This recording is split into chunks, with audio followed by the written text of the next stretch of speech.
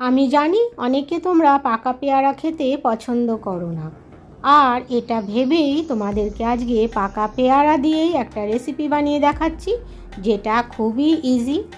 প্রথমে পেয়ারাটা মুখের দিক থেকে একটুখানি করে কেটে ভালো করে চামচ দিয়ে স্কুপ করে নেবে। একটা মিক্সিং জার, এর মধ্যে এই পাকা পেয়ারার অংশটা দেবে, তারপরে তোমার 2-3টে স্ট্রবেরি কেটে দেবে, আর একটুখানি চিনি আর ক্রিম দেবে। তোমাদের কাছে অবশ্য যদি দুধ থাকে ওটাও দিতে পারো।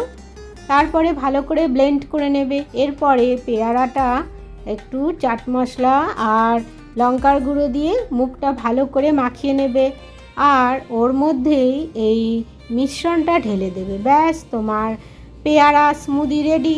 এরপরে তুমি বুঝতেই পারবে না এটা পেয়ারা খাচ্ছ নাকি।